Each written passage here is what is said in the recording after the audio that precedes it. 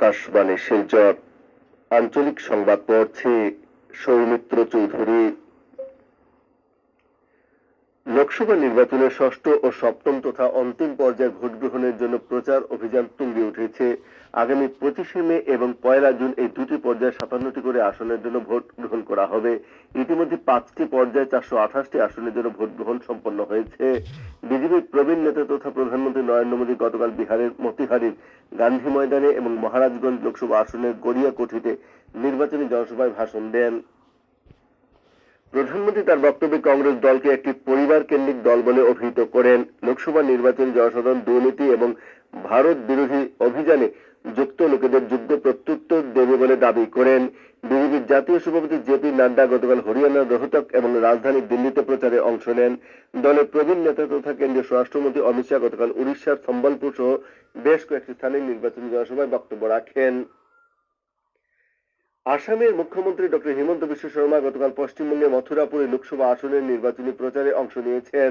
এদিকে কংগ্রেস সভাপতি মল্লিকার্জুন খাড়গে গতকাল হরিয়ানা নির্বাচনী জনসভায় অংশগ্রহণ করেন এবং পরে শ্রী খাড়গে চণ্ডীগড়ে আয়োজিত একটি সাংবাদিক সম্মেলনে অংশগ্রহণ করে এনডিএ সরকার গত 10 বছরে কৃষক এবং সেনা জওয়ানদের বিভিন্ন সুযোগ সুবিধা থেকে বঞ্চিত করেছে বলে অভিযোগ করেন।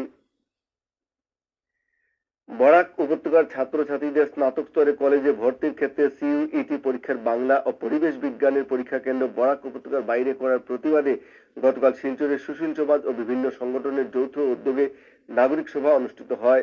আসাম বিশ্ববিদ্যালয়ের প্রাক্তন উপাচার্য অধ্যাপক ডক্টর তপোদীপ ভট্টাচার্যের পৌরোহিত্যে অনুষ্ঠিত সভায় সর্বসম্মতিক্রমে স্নাতক স্তরে ভর্তি ক্ষেত্রে সিইউইটি পরীক্ষার ফলাফলকে গুরুত্ব না দেওয়ার প্রস্তাব গ্রহণ করা হয়। এছাড়া পূর্বে ছাত্রছাত্রীদের কলেজে ভর্তি করার প্রক্রিয়া পুনর্বহাল করার দাবিতে একটি স্মারকপত্র আসাম বিশ্ববিদ্যালয়ের উপাচার্য, রাজ্যের শিক্ষামন্ত্রী, উচ্চশিক্ষা বিভাগের সঞ্চালকের কাছে ইমেইলের মাধ্যমে পাঠানো হয়েছে বলে সংস্থার পক্ষ থেকে এক প্রেস বিজ্ঞপ্তিতে জানানো হয়।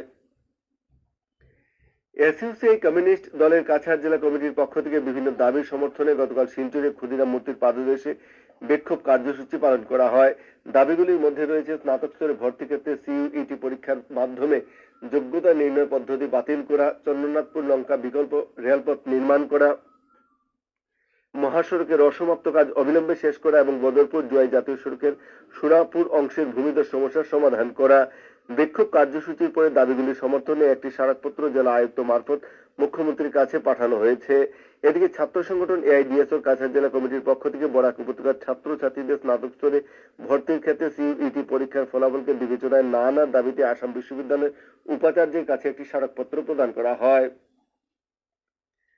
আসাম রাজ্য আইনসেবা কর্তৃপক্ষের নির্দেশে নার্কোটিক ড্রাগস অ্যান্ড সাইকোট্রপিক আইন 1985 এবং এইচআইভি বিষয় নিয়ে গতকাল কালাইন ও লক্ষ্মীপুরে দুটি সচেতনতামূলক সভার আয়োজন করা হয়। উভয় সভায় জেলা আইনসেবা কর্তৃপক্ষের সচিব সালমা সুলতানা পৌরোহিত্য করেন। কাছাড়ের অতিরিক্ত জেলা আয়ুক্ত এক বিজ্ঞপ্তিতে জানিয়েছেন যে জেলা প্রশাসনের মাধ্যমে লোকসভা নির্বাচনের সময় যেসব বাণিজ্যিক ও ব্যক্তিগত যানবাহন ভাড়া করা হয়েছিল তাদেরকে আগামী 31শে মের মধ্যে শিলচর ডাকবাংলোর পরিবহন সেলের নির্বাচনের কাজে ব্যবহৃত গাড়ি ভাড়ার বিল, ভাড়ার মূল্য এবং লকশিট জমা করতে হবে। বিজ্ঞপ্তিতে আরো জানানো হয়েছে যে বিলের মধ্যে সঠিকভাবে bank account number, IFSC code number, bank ও শাখার নম্বর, মোবাইল ফোন নম্বর লিখে দিতে হবে।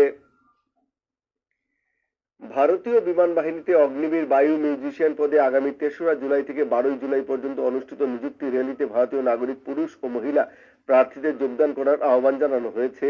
এই নিযুক্তি র্যালিতে উত্তরপ্রদেশের কানপুর এবং বেঙ্গালুরুতে অনুষ্ঠিত হবে। এতে যোগদানের জন্য অবিবাহিত প্রার্থীদের জন্ম 2004 সালের 2রা জানুয়ারি থেকে 2007 সালের 2রা জুলাই মধ্যে হতে হবে।